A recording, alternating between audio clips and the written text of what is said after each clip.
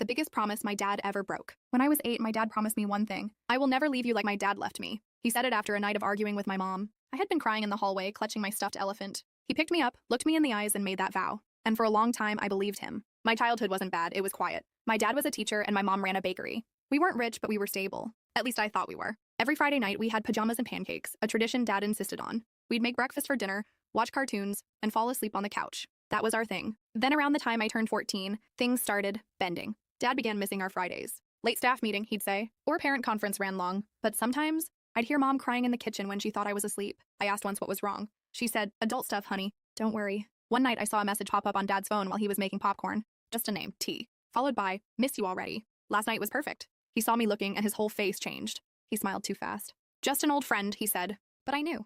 For the next 6 months, everything spiraled. Dad got distant. Mom got quieter. I felt like I was floating in a house full of strangers. Then one morning, a week before my 15th birthday, I came downstairs and he was gone. No note, no explanation. Just gone. I found out later from my aunt that he had moved 3 states away to live with a woman he'd met at a teacher's conference. Her name was Teresa.